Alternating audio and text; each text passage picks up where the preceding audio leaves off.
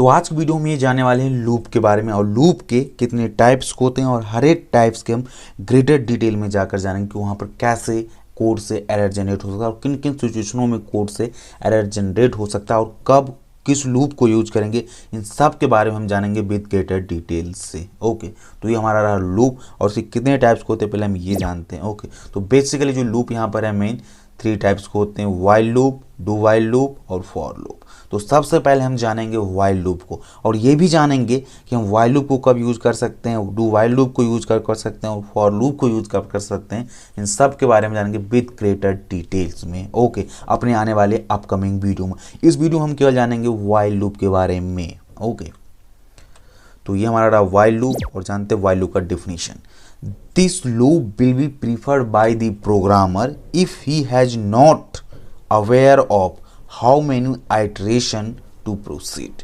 इस लूप को जब भी प्रोग्रामर प्रिफर करता है जब उसे ये नहीं पता होता है कि कितने आइटरेशन उसको परफॉर्म कराना है that times. It means iteration means क्या हो कि मतलब उस लूप को कितने बार उसे आइटरेट कराना है या कितने बार उस लूप को चलाना है। अगर आपको ये एडवांस में नहीं पता है, अगर आपको इससे अवेयर नहीं है, तो आप वाइल लूप को प्रीफर करिएगा। इस समय हम वाइल लूप को प्रीफर करते हैं और इस वीडियो में हम ये भी जानेंगे कि वाइल लूप जो हम यूज करते हैं तो उसको हम किन किन सिचुएशनों में उससे एरर जनरेट होने की कोड की संभावना होती है, हम इसके बारे में जानेंगे विद ग्रेटर डिटेल्स। ओके, तो सब बारे में number of iteration will be decided by method. जो नंबर ऑफ इसकी जो आइट्रेशन होती है वो डिसाइडेड होती है कुछ मेथड्स के जरिए से। हैज नेक्स्ट मेथड जैसे हो गया, हैज मोर एलिमेंट्स हो गया, नेक्स्ट हो गया, ये सब कुछ मेथड्स होते हैं जिनको हम कलेक्शन फ्रेमवर्क में इन सब के बारे में भी आपको ग्रेटर डिटेल से बताएंगे।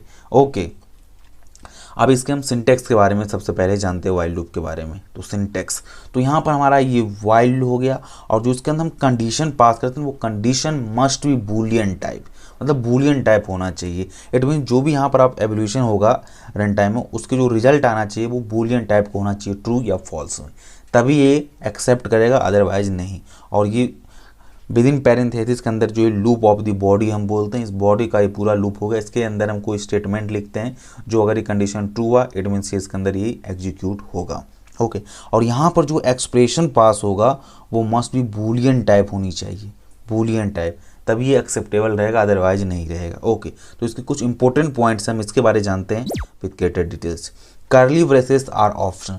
जो कर्ली ब्रेसेस है ये ऑप्शनल है, ये कंपलसरी नहीं है कि आपको लगाना ही पड़ेगा, आप पे डिपेंड करता है लगाइए और नहीं लगाइए। बट अगर आप कर्ली ब्रेसेस नहीं लगाइएगा तो इसमें सिचुएशन में क्या होगा इसके बारे में हम जानते हैं। If it is optional we can write only one statement.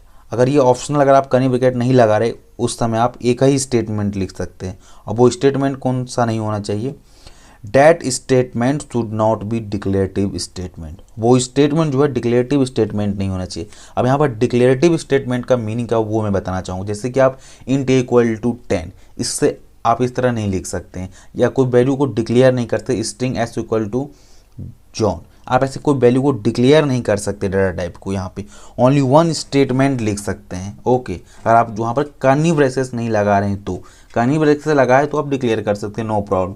अगर कर्ली ब्रेसेस नहीं लगा तो only one statement is allowed here, not more than one. और वो स्टेटमेंट कौन सी नहीं होनी चाहिए, डिक्लेरेटिव स्टेटमेंट नहीं होनी चाहिए। तो चलिए अब हमें प्रैक्टिकल बेस से जानते हैं इसके पूरे अप्रोच के बारे में। तो जो ये 2 ऑप्शन है ना, ये स्टेटमेंट बहुत ही इंपॉर्टेंट रोल है, इसके बारे में विद ग्रेटर डिटेल्स बताऊंगा अभी पे। ओके, कुछ प्रैक्टिकल है उसके बारे में हम करके देखते हैं। और यहाँ पर मैंने आपको क्या बताया जो हम केवल बूलियन एक्सप्रेशन पास कर सकते हैं, ओनली बूलियन। ओके, तो चलिए प्रैक्टिकल हम कोडिंग पे चलते हैं और यहाँ से सीखते हैं।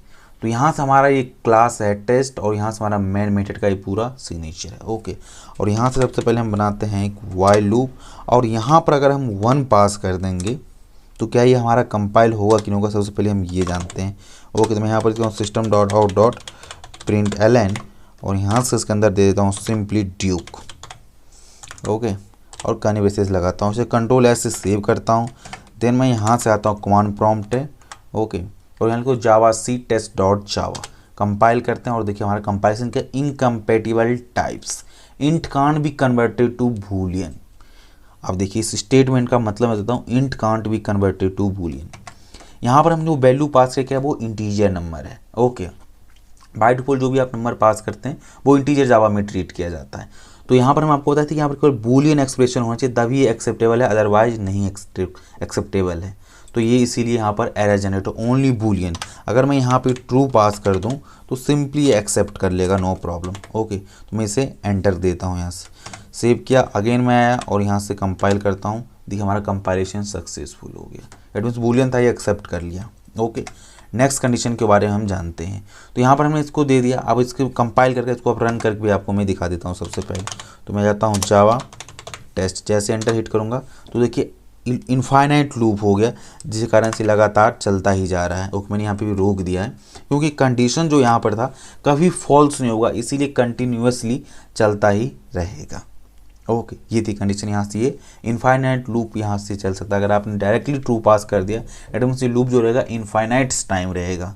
ओके, अब यहाँ से हम एक चीज़ आपको बताया था कि यहाँ पर अगर हम कर्ली ब्रेसेस नहीं लिखते हैं तो ये ऑप्शनल है, नहीं लिखते हैं। लेकिन एक बताया था कि that statement should not be declarative statement. अगर मैं यहाँ पे इंट x इक्वल टू अगर 10 दे दूँ तो ये स्टेटमेंट यहाँ पर अलाउ नहीं है, कंपाइल टाइम देगा, क्योंकि यहाँ पर एक ही स्टेटमेंट होनी चाहिए ओके इस टाइप के, और लेकिन यहाँ पर डिक्लेरेटिव स्टेटमेंट नहीं होना चाहिए। इस टाइप का आप डिक्लेरेशन नहीं कर सकते, इस समय भी कंपाइल टाइम एरर आ जाएगा। अगेन चलिए मैं आपको शो करके दिखाता हूँ। सबसे पहले स्क्रीन को मैं क्लियर किया, अगेन यहाँ से आया, मैंने लिखा जावा सी टेस्ट डॉट जावा, जैसे मैंने कंपाइल किया variable declaration not allowed here. Okay, जो देखिए मैं यहाँ पर वेरिएबल डिक्लेयर की थी, इसे कंपाइलर कंप्लीटली बोल रहा है variable declaration not allowed here. It means जो मैंने बताया था वहाँ पर बात बिल्कुल ट्रूथ है कि यहाँ पर आप वेरिएबल को डिक्लेयर नहीं कर सकते हैं ओनली, लेकिन जैसे मैं इसको अगर पैरेंथेसिस के अंदर दूँ तो ये एक्सेप्ट कर लेगा। ओके, ये एक्सेप्टेबल रहेगा। कंट्रोल एच किया, ओके जावा सी टेस्ट, देखिए यहाँ से कंपाइल हो गया। अगेन फिर इनफाइनाइट लूप हमारा चलने लग गया यहाँ से। ओके, अगर पैरेंथेसिस नहीं लगा तो आप यहाँ पर डिक्लेयर नहीं कर सकते, और यहाँ पर जो उसको विदिन है इसके अंदर आप केवल बूलियन टाइप की वैल्यू को पास कर सकते हैं। ओके, अब जैसे मान चलिए यहाँ से हम दे रहे हैं 10 ग्रेटर देन 20। ओके, 2 दे रहे हैं वो सिंपली, तो ये कंडीशन क्या होगा जब रन टाइम में जब उसको एवेलुएट किया जाएगा तो 10 greater than 2 it means true होगा। तो यहाँ पर वैल्यू क्या सीट हो जाएगी, ट्रू आ जाएगी। अगेन हमारा क्या है, इनफाइनाइट लूप चलने लग जाएगा।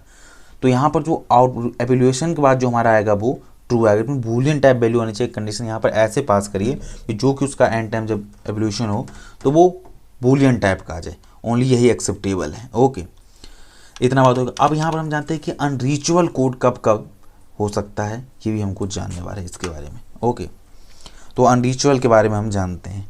तो मान चलिए मैंने यहाँ से सिंपली पास कर दिया ट्रू। ओके, और यहाँ से मैंने एक स्टेटमेंट दे दिया system dot out dot print L N, और सिंपली यहाँ से मैं देता हूँ अगेन ड्यूब।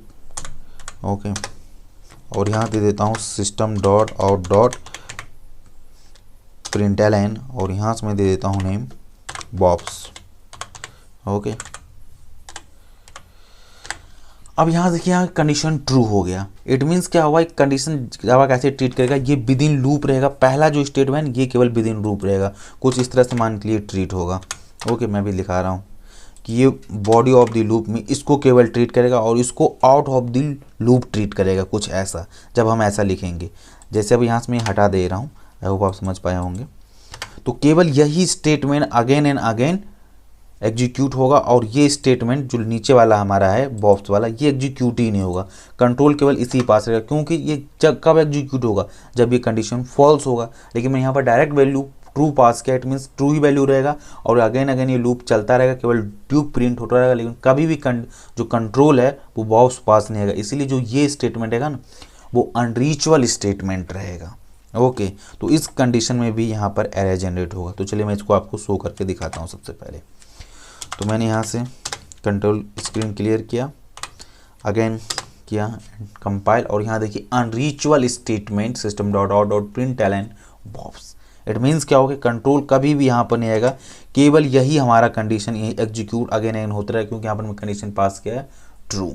तो ये जो स्टेटमेंट है बॉडी ऑफ द लूप के अंदर है और ये आउट ऑफ दी है, इसलिए कभी एग्जीक्यूट यहाँ पे कंट्रोल आएगा नहीं तो ये एग्जीक्यूट होगा नहीं, इसलिए कंपाइल हमको रोक रहा है पहले से कि यहाँ से प्रॉब्लम जनरेट हो सकती है। ओके, अगर मैं यहाँ से फॉल्स दे दूंगा तो भी यहाँ से अनरीचेबल कोड आएगा। जैसे मैं फॉल्स दूंगा तो कंट्रोल कभी भी विद इन दी लूप आएगा नहीं वाइल लूप के, तो ये स्टेटमेंट एग्जीक्यूट नहीं होगा, केवल यहाँ पर बॉक्स एग्जीक्यूट होगा। तो यहाँ से हमारा इस स्टेटमेंट लिखने का कोई मतलब ही नहीं रहेगा। तो कहेगा भाई यहाँ फॉल्स की, तो यहाँ पर भी हमारा कंडीशन है ना, वो कंपाइलर हमारा एरर शो करेगा। जैसे मैं यहाँ से फॉल्स दे रहा हूँ तो ओके, तो हमारा फॉल्स, क्योंकि कभी भी ये लाइन एग्जीक्यूट होगी, ओनली ये लाइन एग्जीक्यूट होगी और यहाँ से out of the control loop चले गए, तो हमारा ये स्टेटमेंट लिखने का कोई मतलब ही नहीं रहेगा। तो कंपाइलर हमको वेरी वाइडली स्कोल करेगा। ओके, तो अगर मैं आपको दिखाता हूँ, जैसे मैंने यहाँ से कंपाइल किया और यहाँ से देखिए हमारा क्या आ रहा है, unreachable statement system dot out dot println Duke. ये क्यों आ रहा है मैं अगेन बताता हूँ, क्योंकि मान चलिए एक कंडीशन कब एग्जीक्यूट होगा, ये लाइन कब एग्जीक्यूट होगा, जब ये कंडीशन ट्रू होगा तभी तो आएगा इस बॉडी इस कर्ली ब्रैकेट के अंदर कंट्रोल की इसको एग्जीक्यूट करने के लिए। लेकिन ये कंडीशन ट्रू है नहीं, तो लाइन एग्जीक्यूट होगा ही नहीं, तो इसीलिए हमको यहाँ पर ये कंपाइलर एरर जनरेट दे रहा है, एरर दे रहा है, क्योंकि लाइन एग्जीक्यूट होगा नहीं तो उसको लिखने का हमारा कोई फ़ायदा ही नहीं हुआ। तो यहाँ से ऐसे हमको कंडीशन पास करना है कि एटलीस्ट ये एग्जीक्यूट हो ही। तो इन सिचुएशनों में भी हमको एरर मिल जाता है वाइल लूप में। ओके, चलिए और इसके बारे में हम कुछ बारे में जानते हैं डिटेल्स। तो ये ऐसी कुछ सिचुएशनें हैं जहाँ पर एरर जनरेट होने की संभावना होती है। चलिए एक दूसरी तरीका और है, मैं उसको तरीका से भी बताने की कोशिश करता हूँ। ओके, तो सबसे पहले हम क्या करते हैं, यहाँ से कोई वेरिएबल डिक्लेयर कर लेते हैं। ओके, यहाँ से वेरिएबल डिक्लेयर करते हैं int x equal to 20 comma y equal to 10। Okay, और उस वैल्यू को मैं यहाँ से पास कर देता हूँ x less than y।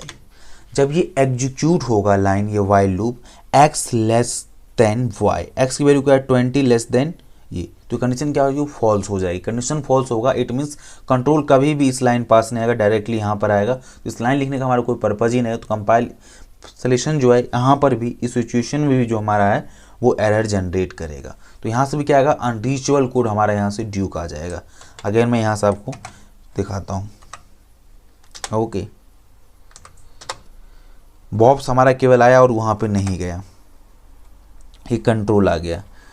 Okay, तो यहाँ पर ऐसा क्यों कि एरर जनरेट क्यों नहीं है, क्योंकि कंपाइलर इस वैल्यू से अवेयर नहीं है। तो इट मीन्स यहाँ पर ये रन टाइम एग्जीक्यूशन हो रहा है, यहाँ पर देखा है कंडीशन फॉल्स है, इट मीन डायरेक्ट कंट्रोल यहाँ चला और यहाँ पे नहीं गया। लेकिन जैसे मैं यहाँ पर इसको फाइनल कीवर्ड का इनिशियलाइज करता हूँ तो कंपाइलर यहाँ से हमको क्या है, एरर जनरेट देगा। क्योंकि कंपेयर जब भी हम फाइनल कीवर्ड किसी वेरिएबल के आगे यूज करते हैं, इट मीन्स कंपाइलर उस वैल्यू को ऑलरेडी से जानता है, अवेयर है इस वैल्यू के बारे में, और कंपाइलर इसको वैल्यू जो है मेमोरी में एलोकेट कर देगा। और जैसे यहाँ पर जान देगा कि यहाँ पर वैल्यू फॉल्स होगा, तो यहाँ पर इस टाइम हमको कंपाइल टाइम एरर देगा, उस टाइम नहीं देगा हमको कंपाइल टाइम एरर। ओके, जैसे मैं यहाँ से कर रहा हूँ कंट्रोल, अगेन मैं आता हूँ, अब देखिए सेम कोड के लिए, तो क्या आ रहा है यहाँ से हमारा एरर आ रहा है, अनरीचेबल स्टेटमेंट ड्यूक। ऐसा क्यों अब आ रहा है, उस समय में फाइनल में नहीं आ रहा था, यहाँ पे क्यों आ रहा है, क्योंकि जब हम किसी भी वेरिएबल को फाइनल बनाते हैं तो कंपाइलर उससे मेमोरी एलोकेट करता है, और कंपाइलर उस वैल्यू इसके वैल्यू के बारे में जानता है कि इसकी वैल्यू 20 है, इसकी 10 है, और यहाँ पर हम इसको ऑपरेशन परफॉर्म करने से ऑपरेशन हमारा फॉल्स वैल्यू आएगा। यहाँ से कंपेयर अवेयर हो गया कंपाइलर, बट उस समय जो कंपाइलर था, जब हम यहाँ पे फाइनल नहीं लिखते हैं, इट मीन्स कंपाइलर इस वैल्यू के बारे में अवेयर नहीं हो, जस्ट सिंटेक्स यहाँ से चेक करेगा एवरीथिंग प्रॉपर है, यहाँ पर उसको हमारा डॉट क्लास फाइल जनरेट करके सिंपली हमको दे देगा। लेकिन जैसे यहाँ से हम फाइनल लिखते हैं ना, तो कंपाइलर इस वैल्यू के बारे में जान जाता है कि वैल्यू कांस्टेंट वैल्यू है, जिसके लिए कंपाइलर मेमोरी लोकेट करता है, वो जानता है कि यहाँ पर ऑपरेशन परफॉर्म होगा और यहाँ से वैल्यू फॉल्स आएगी। जैसे वैल्यू फॉल्स आएगी, इट मीन्स कंट्रोल कभी भी इस लाइन पास नहीं जाएगा, और यहाँ से इसलिए वो एरर जनरेट करता है, तो हम फाइनल कीवर्ड यूज करते हैं। तो ये कुछ सिनेरियो थे जहाँ से वाइल लूप के अंतर्गत जो है एरर जनरेट होने की चांसेस रहते हैं। ओके, आई होप आपको वीडियो समझ आया